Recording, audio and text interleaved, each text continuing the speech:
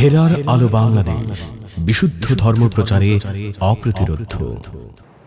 কোরআনে কারীমের প্রারম্ভ বা সূচনা যে আমরা বলছি সূরাতুল ফাতিহাকে, কিভাবে? স্বাভাবিকভাবেই কিন্তু আমরা জানি যে কোনো মানুষ যদি, কোনো লেখক যদি কোনো প্রবন্ধ লিখেন অথবা কোনো পুস্তক লিখেন, বই লিখেন, তো বইয়ের শুরুতে বা তার প্রবন্ধের শুরুতে ছোট্ট করে একটি ভূমিকার অংশ থাকে, যেখানে তার বই সম্পর্কে অথবা তার মূল প্রবন্ধ সম্পর্কে তিনি ধারণা দিয়ে থাকেন, বা প্রবন্ধের বা বইয়ের একটা সার নির্যাস ওই ছোট্ট ভূমিকার মধ্যে তিনি নিয়ে আসেন। আমাদের সূরাতুল ফাতিহার মাধ্যমে কোরআনে কারীমের শুরু করাটা, আমরা যেমন বলেছিলাম সূরাতুল ফাতিহা এটি কোরআনে কারীমের ভূমিকা বা প্রারম্ভের পর্যায়ে আছে। এটাও এই হিসেবেই যে কোরআনে কারীমে দীর্ঘ ৩০ পারায় যেই বিষয়গুলো নিয়ে আল্লাহ তাআলা আমাদেরকে দিক নির্দেশনা দিয়েছেন, আমাদেরকে আদেশ নিষেধ করেছেন, এই সবগুলো বিষয়ের সারসংক্ষেপ সূরাতুল ফাতিহার মধ্যে আল্লাহ নিয়ে এসেছেন। যেমন লেখক তার ভূমিকায় নিয়ে আসেন, আল্লাহও পুরো কোরআনের সারমর্মটা সূরাতুল ফাতিহার মধ্যে নিয়ে এসেছেন। এই জন্য সূরাতুল ফাতিহার মাধ্যমে কোরআনের শুরু মানে এটি কোরআনের ভূমিকা বা কোরআনের প্রারম্ভ হিসেবে এখানে রাখা হয়েছে বা প্রথমে আনা হয়েছে। স্বাভাবিকভাবে দেখেন কোরআনে কারীমের বিধিবিধানগুলো আমরা যদি অল্প কথায় বলি, তাহলে আহকামে আমালিয়া, অর্থাৎ আমরা আমল করছি যে বিধিবিধানের ভিত্তিতে আমল, আরেকটি হচ্ছে আহকামে ইতিকাদিয়া, অর্থাৎ আমাদের আকীদাগত যেসব বিষয় আছে পুরো কোরআনের মধ্যে এই বিষয়গুলো আছে। তো এইভাবে যদি দেখি তাহলে পুরো কোরআনে কারীমের মধ্যে আহকামে আমালিয়া এবং আহকামে ইতিকাদিয়া, অর্থাৎ আকীদাগত বিষয় এবং আমলের বিষয়, অর্থাৎ করণীয় আমল বা বর্জনীয় আমল, এক কথায় আমলের বিষয়, এগুলো আছে কোরআনে কারীমের মধ্যে। পুরো কোরআনে ৩০ পারায় আছে, আর এগুলোর সংক্ষিপ্ত রূপ সূরা ফাতিহার মধ্যে আছে। অন্যভাবেও মুফাসসিরিনে কেরাম বর্ণনা করেছেন যে একটি হচ্ছে মাবদা আর একটি হচ্ছে মাআদ, অর্থাৎ মাবদা মানে এই জগৎ, আরেকটি হচ্ছে মাআদ, পরজগৎ।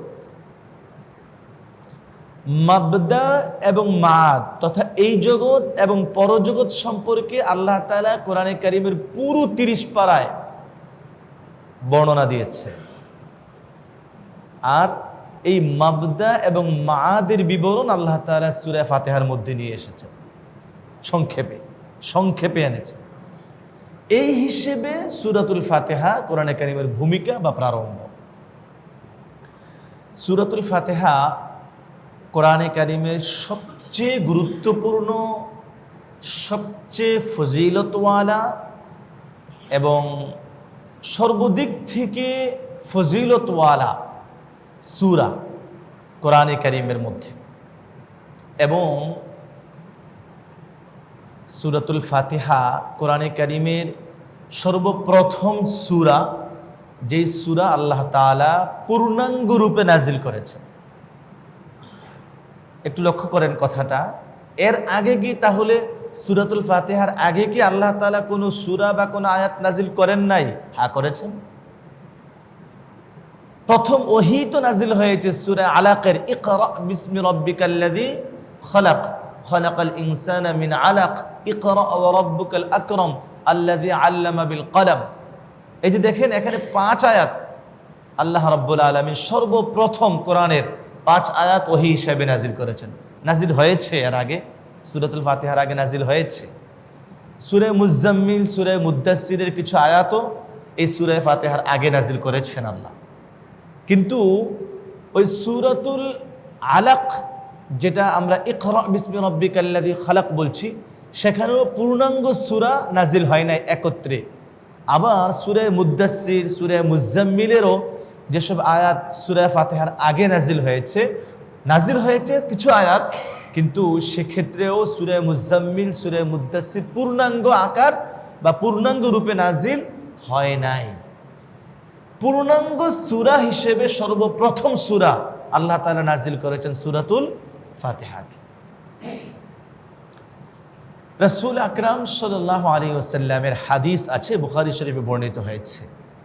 হযরত আবু সাঈদ ইবনুল মুআল্লা রাদিয়াল্লাহু তাআলা আনহু বলেন, রাসূল আকরাম সাল্লাল্লাহু আলাইহি ওয়াসাল্লাম আমাকে বলছেন, লা উআল্লিমান্নাকা সূরাতান হিয়া আ'যামুস সুওয়ারি ফিল কুরআনিল ক্বাবলা আন তাখরুজা মিনাল মসজিদ।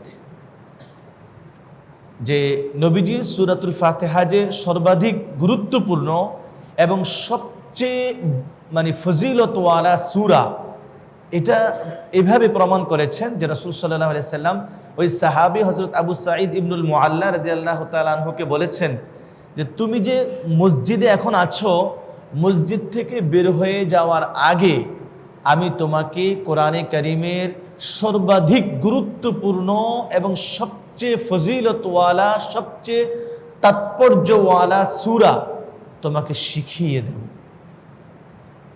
তো একথা বলে নবীজি সাল্লাল্লাহু আলাইহি সাল্লাম তিনি তার আমলে ইবাদতে মশগুল ছিলেন। সাহাবী হযরত আবু সাঈদ ইবনুল মুআল্লা রাদিয়াল্লাহু তাআলা আনহু তিনিও নবীজি সাল্লাল্লাহু আলাইহি সাল্লামের পাশে ছিলেন, ইবাদতে মশগুল ছিলেন। এরপর নবীজি সাল্লাল্লাহু আলাইহি সাল্লাম তার হাত ধরলেন, সাহাবী আবু সাঈদ ইবনুল মুআল্লা রাদিয়াল্লাহু তাআলা আনহুর হাত ধরলেন। হাত ধরে তিনি বের হয়ে যাচ্ছিলেন, মসজিদ থেকে তাকে নিয়ে, সাহাবীকে নিয়ে বের হয়ে যাচ্ছিলেন। তো সাহাবী তিনি তো অপেক্ষায় আছেন, নবীজি তাকে কোরআনের সর্বাধিক গুরুত্বপূর্ণ সূরা তাকে শিখাবেন। তখন নবীজি বের হয়ে যাচ্ছিলেন যখন, তিনি তখন জিজ্ঞাসা করলেন নবীজিকে, ইয়া রাসূলুল্লাহ, আপনি তো বলেছিলেন সবচেয়ে ফজিলতওয়ালা, সবচেয়ে তাৎপর্যওয়ালা সূরা আমাকে শিখাবেন।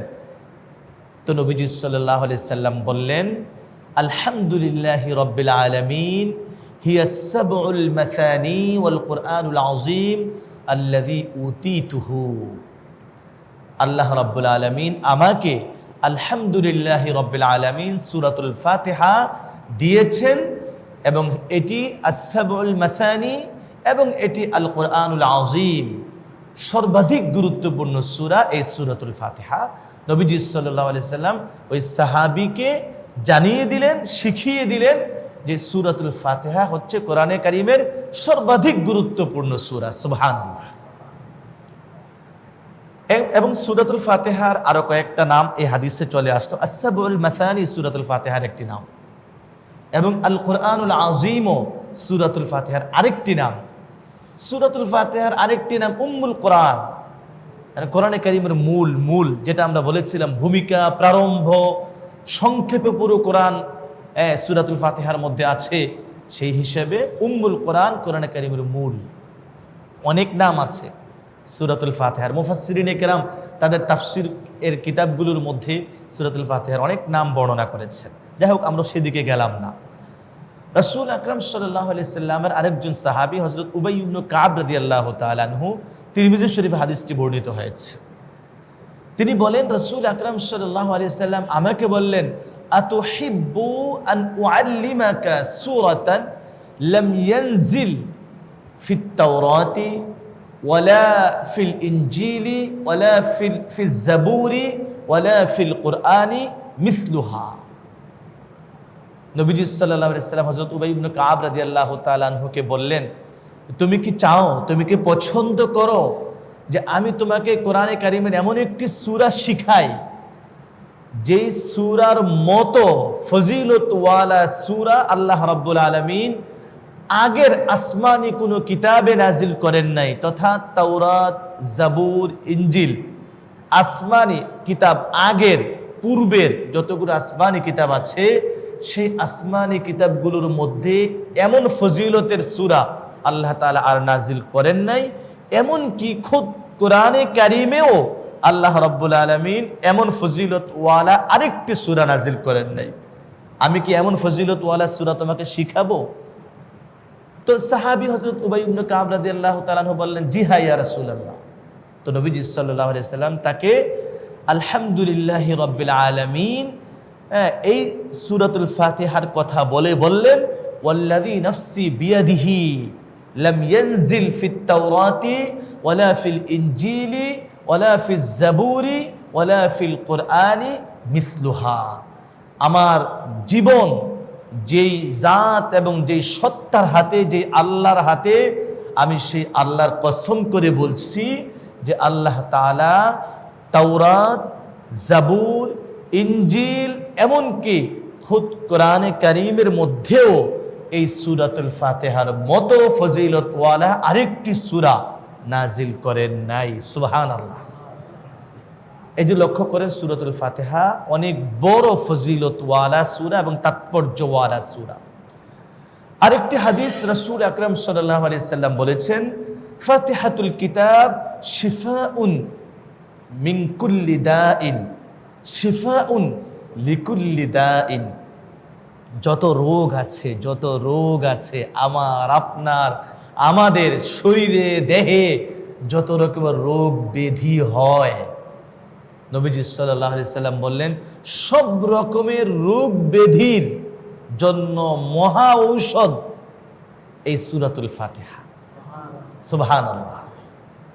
অতএব এই সূরাতুল ফাতিহা আমাদের জন্য অনেক বড় গুরুত্বপূর্ণ সূরা, তাৎপর্যওয়ালা সূরা, কোরআনে কারীমের সর্বপ্রথম নাজিল হওয়া সূরা এবং কোরআনে কারীমের মানে সারা ধারাবাহিকভাবে সূরাগুলোর যে বিন্যাস করা হয়েছে সেই বিন্যাসেও সর্বপ্রথম সূরা, সর্বপ্রথম স্থান পাওয়া সূরা সূরাতুল ফাতিহা। সংক্ষেপে সূরা ফাতিহার গুরুত্ব তাৎপর্যের কথা বললাম। বিসমিল্লাহির রহমানির রহিম তেলাওয়াতের শুরুতেই আল্লাহ তাআলা বিসমিল্লাহকে এখানে স্থাপন করে দিয়েছেন। বিসমিল্লাহটা আসলে কি? অর্থাৎ বিসমিল্লাহ কি কোরআনে কারীমের আয়াত না আয়াত না? লক্ষ্য করেন আমার কথাটা। আমরা তো মনে করি সূরাতুল ফাতিহা আলহামদুলিল্লাহি রাব্বিল আলামিন আর রহমানির রহিম, এই আলহামদুলিল্লাহি রাব্বিল আলামিন থেকে শুরু সূরাতুল ফাতিহা। তো বিসমিল্লাহির রহমানির রহিমটা তাহলে কি? এটা কোত্থেকে আসলো? বিসমিল্লাহির রহমানির রহিম এটি কোরআনে কারীমের একটি পূর্ণাঙ্গ আয়াত। কোরআনে কারীমের একটি পূর্ণাঙ্গ আয়াত বিসমিল্লাহির রহমানির রহিম। এটি স্বাভাবিকভাবেই আমি আপনি জানি কোরআনে কারীমের 114টি সূরা আছে। শুধুমাত্র সূরা তাওবা বাদে বাকি সবগুলো সূরার শুরুতে বিসমিল্লাহির রহমানির রহিম আছে। এবং হযরত আব্দুল্লাহ ইবনে আব্বাস রাদিয়াল্লাহু তাআলা আনহুমার একটি হাদিস বর্ণিত হয়েছে আবু দাউদ শরীফে। তিনি বলেছেন, আন্না রাসূলুল্লাহ সাল্লাল্লাহু আলাইহি ওয়াসাল্লাম লা ইয়ারিফু ফাসলাস সূরাতাইনি হাত্তা ইয়ানজিলা বিসমিল্লাহির রহমানির রহিম। যে পর্যন্ত না আল্লাহ তাআলা বিসমিল্লাহির রহমানির রহিম নাজিল না করতেন, নবীজি সাল্লাল্লাহু আলাইহি সাল্লাম জানতেন না যে এক সূরা শেষ হয়েছে আর আরেক সূরা শুরু হয়েছে। তার মানে বিসমিল্লাহির রহমানির রহিম নাজিল করেছেন আল্লাহ, এবং দুই সূরার মাঝে একটি ভিন্ন পূর্ণাঙ্গ একটি আয়াত হিসেবে আল্লাহ তাআলা বিসমিল্লাহির রহমানির রহিমকে নাজিল করেছেন। অতএব বিসমিল্লাহির রহমানির রহিম এটি কোরআনে কারীমের একটি পূর্ণাঙ্গ আয়াত, কিন্তু সূরার ভেতরের অংশ না। সূরা নামল একটি সূরা নামল 19 পারা শেষ দিকে এই সূরাটি, যেখানে আল্লাহ তাআলা হযরত সুলাইমান আলাইহিস সালাম এর কথা বর্ণনা করতে গিয়ে বলেছেন, সুলাইমান আলাইহিস সালাম বিলকিস রানীকে চিঠি লিখেছিলেন, হুদহুদ পাখির কাছে এই চিঠি দিয়েছিলেন যে তুমি এই চিঠি নিয়ে বিলকিস রানীকে দিবে। তাকে পৌঁছিয়ে দিবে এই চিঠি। চিঠির মধ্যে তিনি প্রথমে লিখেছিলেন ইন্নাহু মিন সুলাইমানা ওয়া ইন্নাহু বিসমিল্লাহির রহমানির রহিম, যে এই চিঠি সুলাইমান আলাইহিস সালামের পক্ষ থেকে এবং ওয়া ইন্নাহু বিসমিল্লাহির রহমানির রহিম, পরম করুণাময় অসীম দয়ালু আল্লাহর নামে শুরু করছি। সুলাইমান আলাইহিস সালাম চিঠির শুরুতেই তিনি বিসমিল্লাহির রহমানির রহিম লিখে চিঠি প্রেরণ করেছিলেন। আল্লাহ তাআলা সূরা নামলের ভেতরে এটিকে আয়াত হিসেবে স্থাপন করে দিয়েছেন, তেলাওয়াতের মধ্যে চলে এসেছে। সূরা নামলের যে বিসমিল্লাহির রহমানির রহিম আছে, এটি নিঃসন্দেহে কোরআনে কারীমের আয়াত এবং সূরা নামলের একটি আয়াতের অংশ বিশেষ। এটা নিয়ে কোনো কথা নাই, এটা তো আয়াত ভাই। যেমন আলহামদুলিল্লাহ রাব্বিল আলামিন আর রহমানির রহিম আমি আপনি বলি, এই আয়াতগুলো মানে কোরআনের আয়াত, সূরা ফাতিহার আয়াত, এটা নিয়ে তো কোনো সন্দেহ নাই। অতএব সূরা নামলের মধ্যে আল্লাহ তাআলা যে বিসমিল্লাহির রহমানির রহিমের কথা বলেছেন সেটা কোরআনে কারীমের আয়াত এবং সূরা নামলেরও আয়াত। বাকি শুধু বিসমিল্লাহির রহমানির রহিম যে সূরাগুলো শুরুতে আছে সেটা আলাদা এবং পূর্ণাঙ্গ একটি আয়াত। এই জন্যই দেখবেন রমজান মাসে যখন আমরা খতমে তারাবির নামাজ পড়ি, সেক্ষেত্রে কিন্তু হাফেজ সাহেবরা একবার বিসমিল্লাহির রহমানির রহিম আমাদের সকল মুসল্লিয়ানে কেরামকে মানে শুনিয়ে পড়েন। বিসমিল্লাহির রহমানির রহিম পড়তে হবে, খতম যদি করতে হয় এবং মুসল্লিয়ানে কেরাম যারা শুনছেন তাদের জন্য যদি এটার খতম হিসেবে গণ্য করতে হয়, তাহলে এখানে একবার বিসমিল্লাহির রহমানির রহিমকে সকলকে শুনিয়ে পড়তে হবে, নয়তো হবে না। এখানে যদি আপনি লক্ষ্য করি, বিসমিল্লাহির রহমানির রহিম এই আয়াত, এটি সব রকমের ভালো কাজের শুরুতে বিসমিল্লাহির রহমানির রহিম পরে কাজ শুরু করা, এটা সুন্নত, এটা একটি গুরুত্বপূর্ণ আমল। রাসূল আকরাম সাল্লাল্লাহু আলাইহি ওয়াসাল্লামের একটি হাদিস আছে মুসনাদ আহমদের মধ্যে, সহিহ ইবনে হিব্বানের মধ্যে হাদিস আছে, কুল্লু আমরিন যিবালিন লা ইউবদাউ ফীহি বিসমিল্লাহির রহমানির রহিম ফাহুয়া আবতার। যে কোনো গুরুত্বপূর্ণ কাজ, ভালো কাজ, আসলে আমরা বারবার ভালো কাজ বলছি তো এই জন্য যে মন্দ কাজ তো একজন মুমিন ইমানদার করতে পারে না, স্বাভাবিকভাবে শয়তানের ধোকায় পড়ে কেউ করে, কিন্তু মন্দ কাজের শুরুতে কি বিসমিল্লাহ পড়া যাবে না। এই জন্য আমরা ভালো কাজের কথা বলছি। আমরা তো মানে মানুষ, গুনাহ আমাদের হয়ে যায়, তাই মন্দ কাজটাকে বাদ করার জন্য বলছি কথাটা এখানে, যে কোনো ভালো কাজের ক্ষেত্রে বান্দা বিসমিল্লাহির রহমানির রহিম বলে কাজটা শুরু করবে। যদি বিসমিল্লাহির রহমানির রহিম বলা ছাড়া কাজটা শুরু করে, তাহলে সেই কাজটায় বরকত পাওয়া যায় না, সেই কাজটা অসম্পূর্ণ থেকে যায়।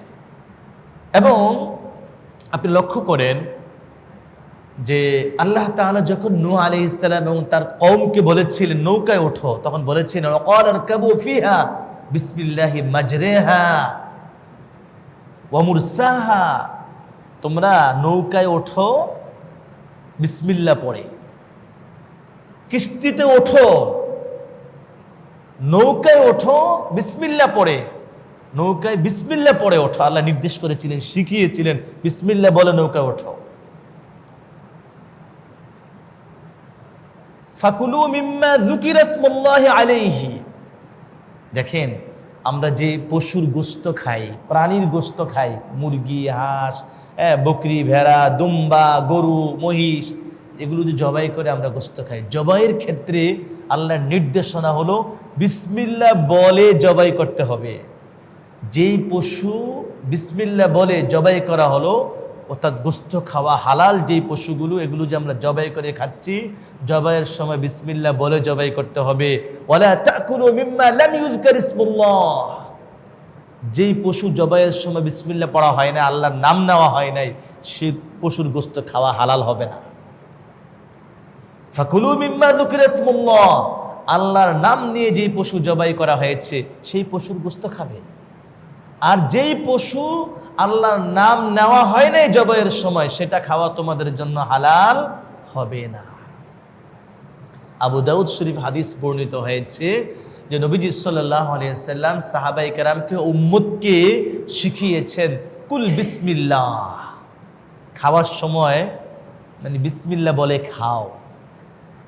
এবং নবীজি সাল্লাল্লাহু আলাইহি ওয়াসাল্লাম এটাও বলেছেন, যদি খাওয়ার শুরুতে বিসমিল্লাহ বলতে ভুলে যাও তাহলে বলো মাঝে যখন স্মরণ হবে, বিসমিল্লাহি আউয়ালাহু ওয়া আখিরা, বিসমিল্লাহি আউয়ালাহু ওয়া আখিরা, মানে মাঝে আমি এই কথা বললাম, তার মানে হলো যে আল্লাহ শুরুতে বিসমিল্লাহ বলতে ভুলে গিয়েছিলাম, তাই আমি আবারও বিসমিল্লাহ পড়ছি, শুরু থেকে শেষ পর্যন্ত পুরোটাই যেন বিসমিল্লাহ বরকতে ভরে যায়, ভরপুর হয়ে যায়। এইভাবে মাঝে মনে হলে বিসমিল্লাহ পড়ে নিবে, এটা পড়তে উৎসাহিত করেছেন নবীজি সাল্লাল্লাহু আলাইহি ওয়াসাল্লাম। আসলে বিসমিল্লাহটা এটা আল্লাহ তাআলার নামের বরকতে শুরু করা হচ্ছে, তো বিসমিল্লাহর অর্থ তো এটা আমরা সবাই জানি। যার কারণে বিসমিল্লাহ পড়ে যে কোনো ভালো কাজ শুরু করা এটা সুন্নত, এটা মুস্তাহাব, এটা একটা গুরুত্বপূর্ণ আমল। আল্লাহ তাআলা কোরআনে নবীজিকে প্রথম ওহী যখন নাজিল করেন কি বলেছেন? ইকরা বিসমি রাব্বিকাল্লাযী খলাক, আপনি পড়ুন আল্লাহর নামে। লক্ষ্য করেন কথাটা, ওখানেও কিন্তু বিসমিল্লাহ পড়তে বলেছেন। আল্লাহর নাম নিয়ে পড়তে বলেছেন, আল্লাহর নাম নিয়ে পড়তে বলেছেন, বিসমিল্লাহ, আল্লাহর নাম নিয়ে আপনি কোরআনে কারিমের তেলাওয়াত করতে শুরু করেন, পড়তে শুরু করেন। আমরা তো এই জন্যই এটা সুন্নত যে আমরা যখন তেলাওয়াত শুরু করি, আমরা আল্লাহর গোলামরা, আল্লাহর বান্দা বান্দিরা যখন তেলাওয়াত শুরু করি, তখন কিন্তু আমরা মানে বিসমিল্লাহির রহমানির রহিম পরে তেলাওয়াত শুরু করি। এটা এই জন্যই ইকরা বিসমি রাব্বিকাল্লাযী খলাক, আল্লাহ বলে দিয়েছেন যে আপনি আল্লাহর নামে বিসমিল্লাহ পড়ে তেলাওয়াত শুরু করেন। পাশাপাশি আরেকটি দোয়াও কিন্তু আমরা তেলাওয়াতের শুরুতে পড়ি, আউযু বিল্লাহি মিনাশ শাইতানির রাজিম, ফাইযা ক্বরা'তাল কুরআন ফাসতাইয বিল্লাহি মিনাশ শাইতানির রাজিম। আল্লাহ কোরআনেই বলেছেন, যখন তোমরা কোরআন তেলাওয়াত করতে শুরু করবে, পড়তে চাইবে, তখন তার শুরুতে আউযু বিল্লাহি মিনাশ শাইতানির রাজিম পড়ে নিবে। ফাসতাইয বিল্লাহ, আউযু বিল্লাহি মিনাশ শাইতানির রাজিম পড়ে নিবে। আল্লাহ শিখিয়ে দিয়েছেন এখানে।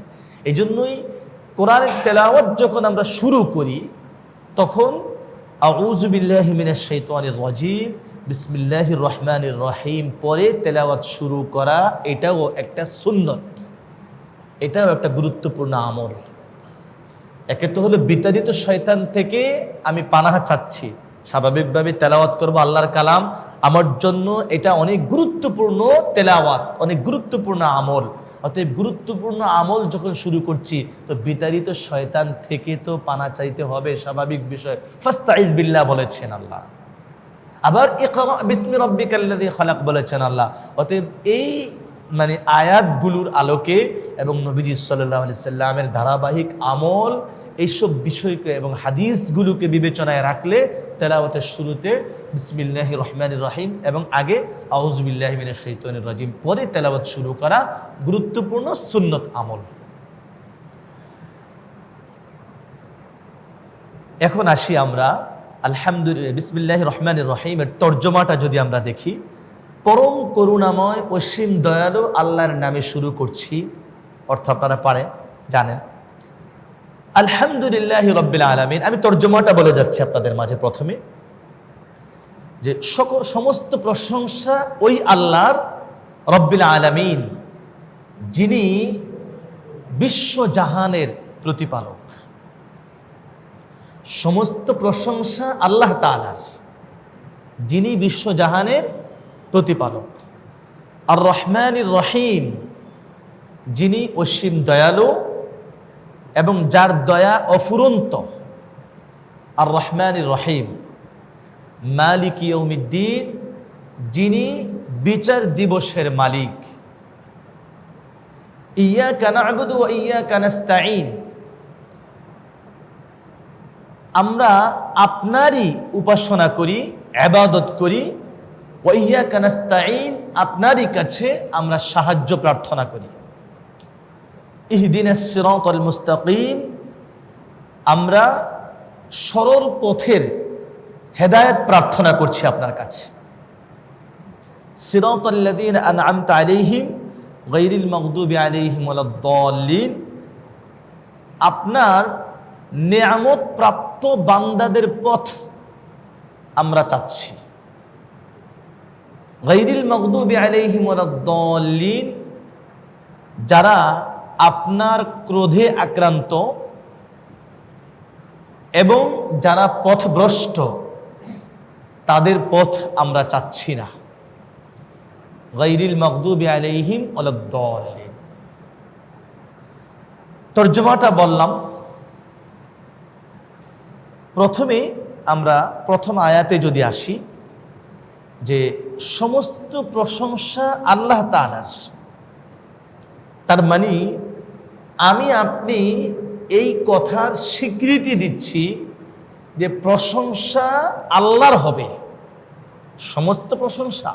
তর্জমা করেছি এখানে আলহামদুর আলিফ লামটা একটা গ্রামারের বিচারে যে অর্থে ব্যবহার হয়েছে, সেই অর্থের বিচারে আমরা সমস্ত প্রশংসা তর্জমা করেছি এবং এটা ঠিক আছে। সমস্ত প্রশংসা আল্লাহ, সব প্রশংসা, সব ধরনের প্রশংসার উপযুক্ত একমাত্র আল্লাহ, আমরা স্বীকৃতি দিলাম। কেন এই স্বীকৃতি আমরা কেন দিলাম? পরের আয়াতগুলোর মধ্যে আল্লাহ তাআলা এটার বিবরণ দিয়েছেন যে একমাত্র প্রশংসার উপযুক্ত আল্লাহ। এটা কেন, এটা পরের আয়াতগুলোর মধ্যে আল্লাহ বিবরণ দিয়েছেন। দেখেন, এই সারা পৃথিবীর স্রষ্টা তো আল্লাহ, সব কিছুর পৃথিবীর সব কিছু আমি আপনি জানিও না। পৃথিবীর সব কিছু আমার আপনার জানা নাই। শুধু দুচোখ দ্বারা যা দেখছি সেগুলো কিছু চিনি, জানি, এর বাইরে কিছু জানিও না, চিনিও না। আল্লাহ তাআলার যে কত রকমের প্রাণী আল্লাহ সৃষ্টি করেছে সেগুলো আমি সব দেখি নাই, আপনিও দেখেন নাই। এবং আল্লাহ তাআলার সৃষ্টিরাজির ধরন, প্রকৃতি সব কিছু সম্পর্কে আমার আপনার জ্ঞান নাই, ধারণা নাই। আল্লাহ তাআলা পৃথিবীকে সৃষ্টি করেছেন, যত সৃষ্টিরাজি আছে সব আল্লাহ সৃষ্টি করেছেন, আমাকেও সৃষ্টি করেছেন, আপনাকেও সৃষ্টি করেছেন, এবং আমার আপনার সব কিছুর মালিক আল্লাহ। অনুপরমাণু পৃথিবীতে যা যা আছে সব কিছুর স্রষ্টা এবং মালিক আল্লাহ। এমনকি আমারও মালিক আল্লাহ। আমি আপনি পৃথিবীতে যত কিছুর মালিক বলে চিন্তা করি, ভাবি, সেগুলো তো মালিক কে? আল্লাহ। যখন সব কিছুর মালিক আল্লাহ, সব কিছুর স্রষ্টা আল্লাহ, সব কিছুর নিয়ন্ত্রক আল্লাহ, সব যখন তার নিয়ন্ত্রণে, তো প্রশংসাও হবে কার? আল্লাহ। স্বাভাবিক হিসাব এটা, প্রশংসাও হবে কার? আল্লাহ। আলহামদুলিল্লাহ রাব্বিল আলামিন, আমরা স্বীকৃতি দিলাম প্রশংসা যত রকমের হতে পারে সব রকমের প্রশংসা আল্লাহর জন্য। রব্বিল আলামিন কেন? আমি বলেছিলাম পরের অংশে আল্লাহ বিবরণ দিয়েছে। এটা একটা বিবরণের অংশ যে সমস্ত প্রশংসা আল্লাহর। কেন? এজন্য যে তিনি রব্বুল আলামিন, বিশ্বজাহানের প্রতিপালক, বিশ্বজাহানের প্রতিপালক। আপনিও কিন্তু এক অর্থে প্রতিপালক, আক্ষরিক অর্থে। আপনার অধীনে যারা আছে আপনি তাদের দেখাশোনা করছেন না। রব্বুন তারবিয়া, প্রতিপালন করা, দেখাশোনা করা, লালন পালন করা। তো এক অর্থে আপনিও কিন্তু আপনার অধীনস্থ যারা আছে তাদেরকে প্রতিপালন করছেন। কিন্তু আমার আপনার প্রতিপালন আল্লাহর প্রতিপালনের মতো না। আমি তো আমার ছেলেকে, আমার মেয়েকে, আমার স্ত্রীকে, আমার মাকে, আমার বাবাকে, আমার ছোট ভাই, আমার ছোট বোন, আমার আত্মীয় স্বজন, আমি তো আমার সাধ্য মতো তাদের জন্য করি, চেষ্টা করি, করে যাচ্ছি। আমি তাদেরকে সুস্থ থাকার সব রকমের উপায় উপকরণ আমি তাদের জন্য ব্যবস্থা করার চেষ্টা করছি। এরপরেও তো তারা অসুস্থ হয়ে যায়। আমি তো সবভাবেই সুস্থ থাকার চেষ্টা করছি, এরপরেও তো আমি অসুস্থ হয়ে যাই। তাহলে বোঝা গেল আমার নিজের তারবিয়ত, আমার নিজের প্রতিপালন এটা যথেষ্ট না, পূর্ণাঙ্গ না। আমি আমার অধীনে যারা আছে, আমার ছেলে মেয়েরা, আমার স্ত্রী, আমি উদাহরণস্বরূপ তাদের কথাই আনলাম। আমি তো তাদের প্রতিপালন করছি বাহ্যিকভাবে, কিন্তু সেটা যথেষ্ট না, সেটা পূর্ণাঙ্গ না, সেটা পর্যাপ্ত না। আসল প্রতিপালক, প্রকৃতপক্ষে প্রতিপালক আল্লাহ। বাহ্যিকভাবে তো আপনি আপনার অধীনস্থ লোকগুলোর প্রতিপালন করছেন, আক্ষরিক অর্থে বললাম আমি। কিন্তু আল্লাহ তাআলার তো আরো অসংখ্য সৃষ্টিরাজি রয়ে গেছে, প্রাণী, হাজার হাজার প্রাণীকুল রয়ে গেছে আল্লাহ। এদেরকে প্রতিপালন করেন কে? আল্লাহ করেন। সেগুলোর সাপ, বিচ্ছু, সিংহ, বাঘ, আরো কত কি নাম তো সবগুলো নিতে পারবো না। তো এদেরকে খাওয়ান কে? আল্লাহ খাওয়ান। এদেরকে প্রতিপালন করেন কে? আল্লাহ করেন। আপনি করেন না, আমি করি না। তো আমাকেও খাওয়ান কে? আল্লাহ। আমি আক্ষরিক অর্থে যাদের প্রতিপালন করছি, আমার ছেলে মেয়ে স্ত্রী, বা যাদের দেখাশোনা করছি, যাদের ভরণ পোষণের ব্যবস্থা করার চেষ্টা করছি জাগতিক দৃষ্টিকোণ থেকে, তাদেরকেও আসলে খাওয়ান কে? তাদেরও মালিক কে? আল্লাহ। তাহলে আসলে জাগতিক দৃষ্টিকোণ থেকে বাহ্যিকভাবে আমি আপনি যদি আক্ষরিক অর্থে কারো প্রতিপালন করিও, কারো দেখাশোনা ভরণ পোষণের ব্যবস্থা চেষ্টা করিও, আসলে সেটা ভায়া হয়ে আল্লাহর পক্ষ থেকে দায়িত্বপ্রাপ্ত হয়ে করি। কিন্তু আসলে আমি তাদের প্রতিপালক না, প্রকৃতপক্ষে আমি তাদের প্রতিপালনকারী না। প্রকৃতপক্ষে প্রতিপালক বা প্রতিপালনকারী হলেন আল্লাহ। এই জন্য যখন সারা বিশ্বের একমাত্র প্রতিপালক, প্রকৃতপক্ষে প্রতিপালক, হাকিকি প্রতিপালক যখন আল্লাহ, তো প্রশংসা হবে কার? আল্লাহ। এই যে দেখেন, কথা মিলে গেল যে প্রশংসা সব আল্লাহর। কেন? রব্বুল আলামিন তিনি বিশ্ব জাহানের প্রতিপালক। এই জন্য প্রশংসা তার, আপনার না, আমার না, কোনো মানুষের না। প্রশংসা হবে আল্লাহর, কারণ তিনি বিশ্ব জাহানের প্রতিপালক, প্রকৃত প্রতিপালক। আক্ষরিক অর্থে আপনিও আমিও প্রতিপালন করি, কিন্তু সেটা আক্ষরিক অর্থে এবং যথেষ্ট না, পর্যাপ্ত না। প্রকৃতপক্ষে প্রতিপালনকারী প্রতিপালক আল্লাহ। এবং আল্লাহ যে আমাকে আপনাকে প্রতিপালন করেন, সেখানে কোনো ঘাটতি নাই, কমতি নাই। তিনি তার শান মতো যেভাবে হওয়ার, যেভাবে করার সেটাই করেন। অনেক সময় আমি আপনি বুঝি না, আমার আপনার রাডার ধরে না, আমার আপনার বিচার বিবেচনা, বুদ্ধি, আকল ধরে না। কিন্তু আসলে আল্লাহ আমার জন্য যেটা দরকার, যেটা উপযুক্ত, সেটাই তিনি করেন। কিন্তু আমি বুঝি না। ওই যে বললাম, এখন যদি মনে করি আমি তো অসুস্থ হয়ে যাই, তাহলে আল্লাহ আমাকে যদি প্রতিপালন করেন ভালোভাবে বা পূর্ণাঙ্গ রূপে আল্লাহ প্রতিপালকই হন, তাহলে আল্লাহ কেন আমাকে অসুস্থতা দিলেন? বা এটা কেমন প্রশ্ন হলো? অসুস্থতাটা আমার জন্য উপযুক্ত, আমি বুঝি না, এটা বুঝেন কে? আল্লাহ। অসুস্থতা আমার হলেই তো, অসুস্থতা আমার আসলেই তো আমি রুজু ইলাল্লাহ, আল্লাহর দিকে ধাবিত হব ভাই, আল্লাহর দিকে ধাবিত হব। মানুষের রোগ ব্যাধি আসলে মানুষ আল্লাহর দিকে ধাবিত হয়। স্বাভাবিকভাবে দেখবেন আপনি আমি সকলে, আমরা যারা ইমানদার, যখন কোনো রোগ ব্যাধি আসে তখন আমরা আল্লাহকে ডাকি বেশি করে, আল্লাহকে ডাকার মনোযোগী হই বেশি করে।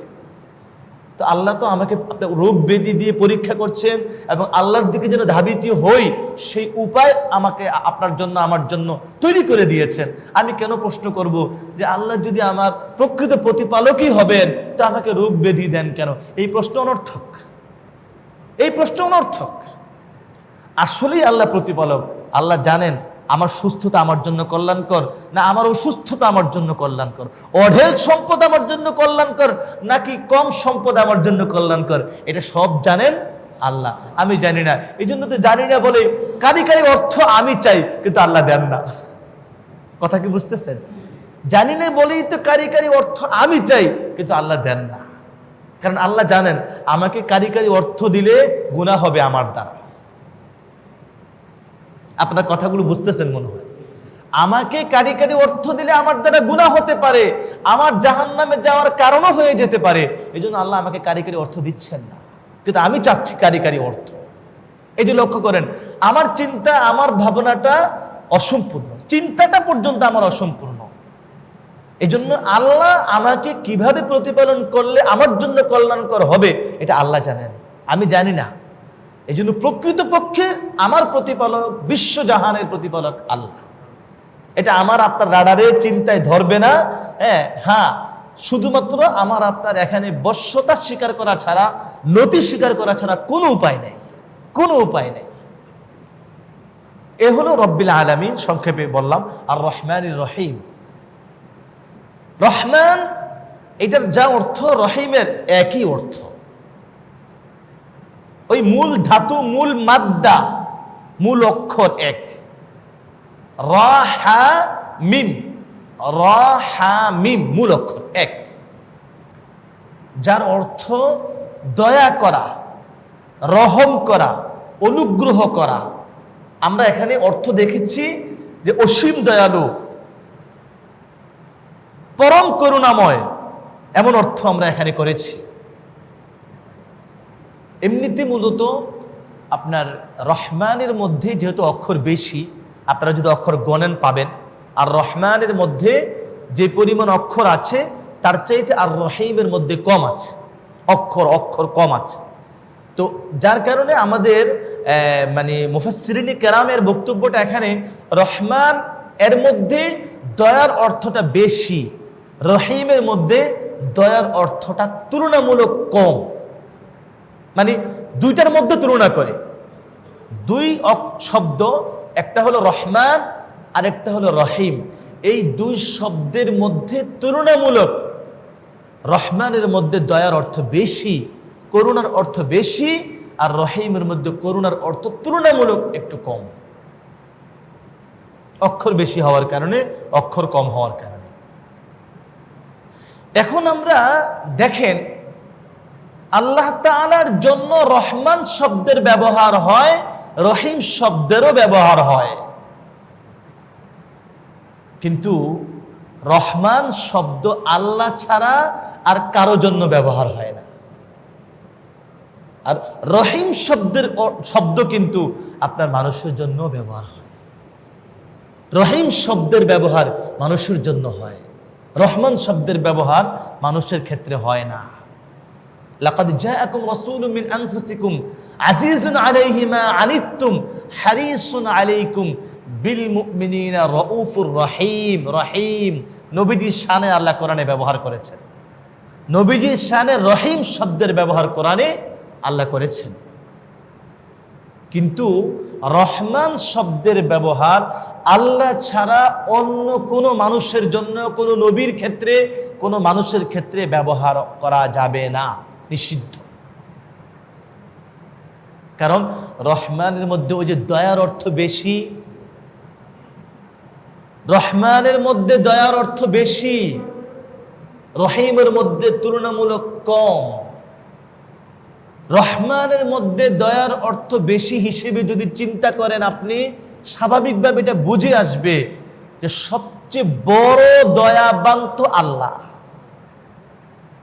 বড় বড় দয়াগুলো, বড় বড় নেয়ামতগুলো তো দেন আল্লাহ। ছোট নেয়ামতের দাতাও কে? আল্লাহ। অনেক নেয়ামতের দাতাও কে? আল্লাহ। আবার কম নেয়ামতের দাতাও কে? আল্লাহ। ওই যে আমি বলছিলাম যে দয়ার অর্থটা বেশি, আপনি দয়া তথা আল্লাহ তাআলার নেয়ামতের সংখ্যায় যদি চিন্তা করেন, এভাবেও রহমানের মধ্যে দয়া বেশি। আবার আপনি যদি বড় নেয়ামত ছোট নেয়ামতের বিচারেও দেখেন, সেভাবেও রহমানের মধ্যে দয়া বেশি, অর্থাৎ বড় বড় নেয়ামতের দাতা আল্লাহ, বেশি নেয়ামতের দাতা আল্লাহ, তাই রহমান আল্লাহর জন্য। বেশি নেয়ামত, দয়ার অর্থ রহমানের মধ্যে আছে। আবার বড় বড় নেয়ামতের দাতাও আল্লাহ, এই জন্য রহমানটা আল্লাহর জন্য, আল্লাহর জন্য। এবং ছোট নেয়ামত, কম নেয়ামত, সব কিছুর দাতা আল্লাহ। আমি আপনি আসলে বাহ্যিকভাবে আমার আপনার মধ্যেও রহমের মানা কিন্তু আছে।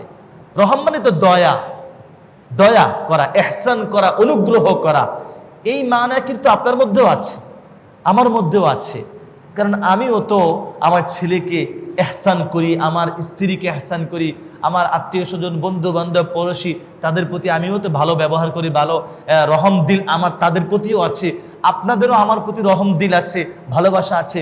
আমারও তো আপনাদের প্রতি রহম দিল আছে, ভালোবাসা আছে। এটা আক্ষরিক অর্থে সবই আছে আমাদের মধ্যে, সব আছে।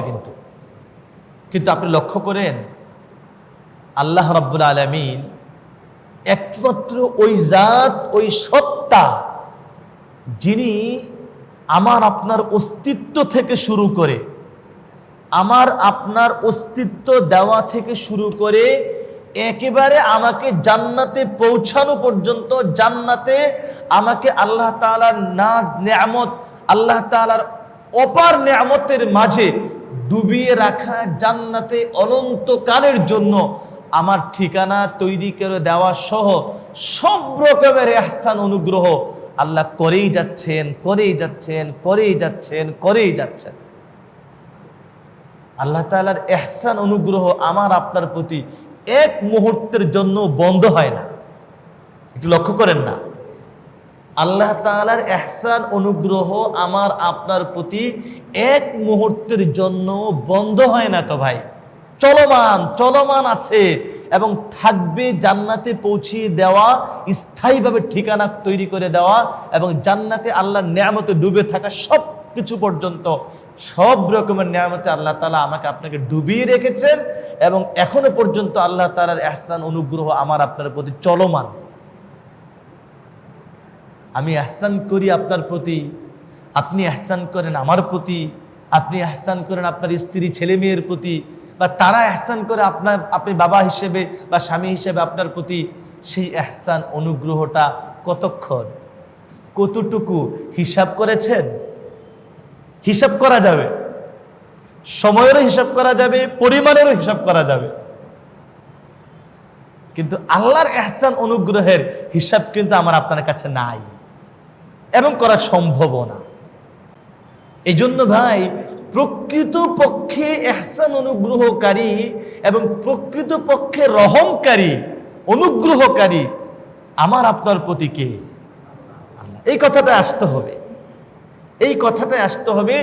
এই হিসেবেই আল্লাহ রহমান, এই হিসেবেই পৃথিবীর কোনো মানুষের জন্য রহমান শব্দের প্রয়োগ, ব্যবহার চলবে না, চলবে না। আপনার ইহসান অনুগ্রহ আপনি যে করছেন আপনার ছেলে মেয়ের প্রতি, আমি আপনি কিন্তু এই ইহসান অনুগ্রহের বিনিময় নিয়ে নেই, বিনিময় নিয়ে নেই। আপনি লক্ষ্য করেন, আমাদের একটা স্বাভাবিক অনুভূতি, একটা অনুভব কিন্তু আছে, সবারই আছে। আমরা মনে করি মাই একমাত্র ওই ব্যক্তি যিনি তার সন্তানের জন্য শুধু করে যান, শুধু করে যান, কোনো সময় বিনিময় চান না। আমরা মনে করি না এটা ভাই? স্বাভাবিকভাবে আমাদের অনুভূতিতে এই কথাটা আছে। এবং আমাদের মুখে মুখে লোক সমাজে আমরা এই কথাগুলো বলি, আল্লাহ মার তুলনা হয় না, মা তার জীবন দিয়ে সন্তানকে বাঁচান। এই ঘটনা আমাদের সামনে বুড়ি বুড়ি আছে।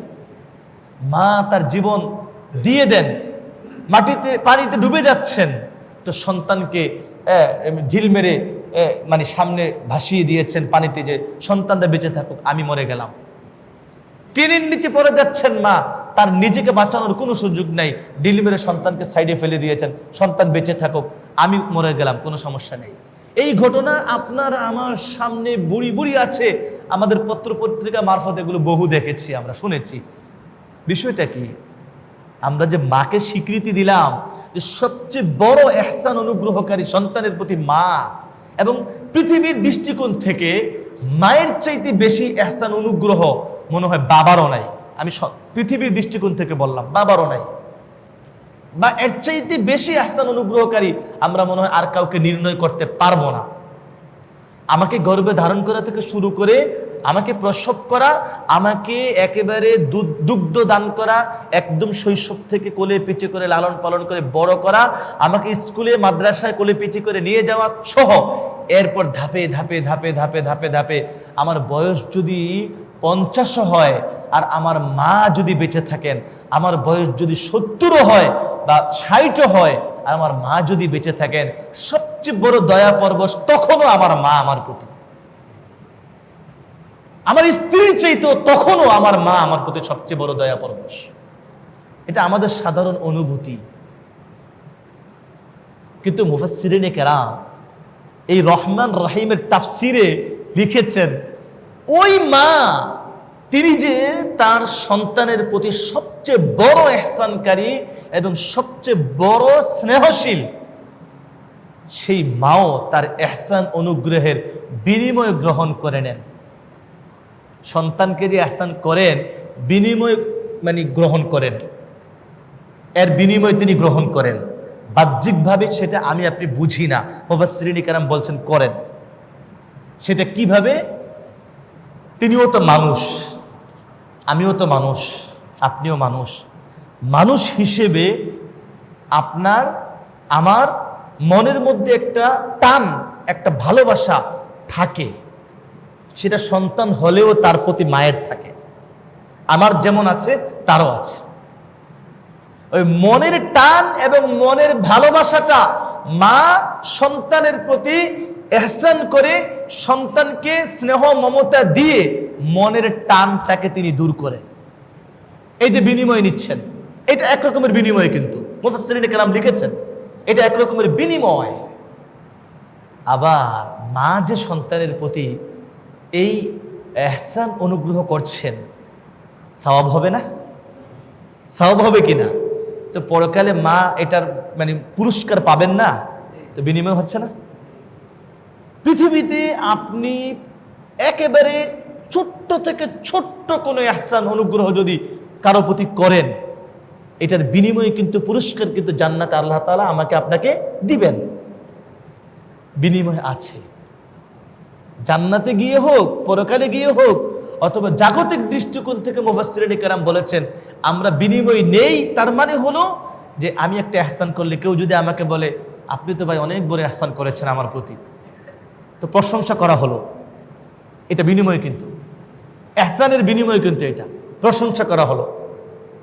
আবার ওই যে আরেকটা কথা প্রথমে বললাম যে আমার মনের টানকে আমি দূর করলাম, মনের টান, মনের ভেতরে যে টান বা যে একটা ভালোবাসা আল্লাহ দিয়ে রেখেছেন সেটাকে আমি দূর করেছি, এটাও একটা বিনিময়। পৃথিবীতে একমাত্র আরহামুর রাহিমিন, একমাত্র আল্লাহ সেই জাত যিনি আমাকে আপনাকে ওই যে বললাম অস্তিত্ব দান থেকে শুরু করে আমি যে এখন পৃথিবীতে এখনো বেঁচে আছি, আজও পর্যন্ত তার ইহসান অনুগ্রহ রহম করুণা আমার প্রতি চলমান, এক বিন্দু কোনো বিনিময় তিনি নেন নাই, নিবেনও না। এখন আপনি বলতে পারেন আমি না আল্লাহর প্রশংসা করছি, আলহামদুলিল্লাহ বলে। এখন আপনি বলতে পারেন আমি লা ইলাহা ইল্লাল্লাহ বলে না, আমি আল্লাহ তাআলার একত্ববাদের স্বীকৃতি দিচ্ছি, এটা কি আল্লাহর প্রতি আমার মানে বিনিময় হচ্ছে না? বিনিময় হচ্ছে না। এখানে মুফাসসিরিনে কেরাম লিখেছেন আল্লাহর যেই পরিমাণ ইহসান অনুগ্রহ আমার অস্তিত্ব দান থেকে শুরু করে আজ পর্যন্ত, এমনকি আমাকে জান্নাতে পৌঁছানো পর্যন্ত যেই পরিমাণ ইহসান অনুগ্রহ আমার প্রতি আছে, হচ্ছে, হবে, তার কোটি কোটি কোটি কোটি ভাগের এক ভাগও আমার সারা জন্মের ইবাদত বিনিময় হবে না। আমার কথাটা আপনারা বুঝতে পারতেছেন? আমার সারা জন্মের ইবাদত বিনিময় হবে না। তাহলে আমার আসলে আল্লাহ তাআলার প্রশংসা করে, আল্লাহর ইবাদত করে আমি আসলে আল্লাহর যে ইহসান অনুগ্রহ তার বিনিময় করছি, এটা কোনো সুযোগ নাই মনে করার, কোনো সুযোগ নাই মনে করার। বরং আল্লাহর ইহসান অনুগ্রহের কোনো বিনিময় আল্লাহ গ্রহণ করেন না। এই জন্যই তিনি রহমান, এই জন্যই কিন্তু তিনি কি রহমান। আমাদের বুঝতে হবে আল্লাহ তাআলা আসলে আমার আপনার প্রতি রহমকারী, অনুগ্রহকারী, যে তিনি করেই যাচ্ছেন, থেমে নাই, আমি চাই নাই, তিনি করে যাচ্ছেন। এবং এটাও মনে রাখতে হবে আল্লাহ আমার প্রতি ইহসান করবেন না করবেন না, এই বিষয়ে আল্লাহর সম্পূর্ণ এখতিয়ার আছে। আমাদের কত বাতিল ফিরকা আছে যারা মনে করে যে আল্লাহ ইহসান করতে, আমার উপর ইহসান করতে, অনুগ্রহ করতে আল্লাহ বাধ্য। এই যে দেখেন, একটা ভিন্ন কথা বলছে আপনাদেরকে, আল্লাহ নাকি আমাকে ইহসান করতে বাধ্য। আল্লাহ, ইন্না লিল্লাহি ওয়া ইন্না ইলাইহি রাজিউন। কেমন কথা ভাই এটা?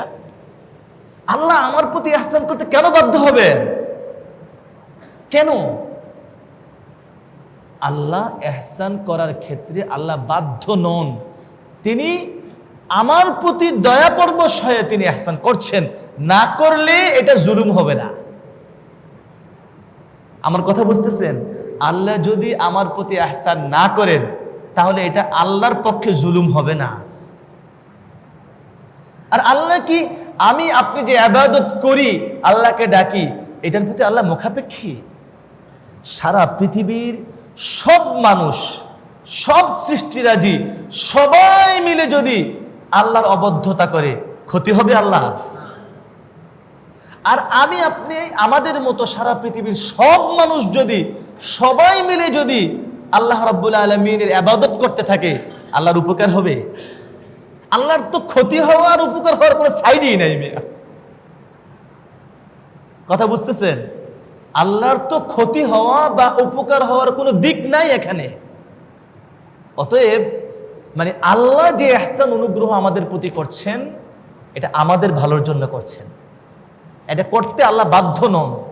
এটা আল্লাহ চাইলে করতে পারেন, না চাইলেও কোনো অসুবিধা নেই, কিছু করার নেই আমার আপনার। আল্লাহ সবচেয়ে বড় ইহসান অনুগ্রহকারী বলেই আল্লাহ রহমান এবং আল্লাহ রহিম। কথা মনে লম্বা হয়ে যাচ্ছে, আমি সামনে আগায় যাই। মালিক ইয়াউমিদ্দিন,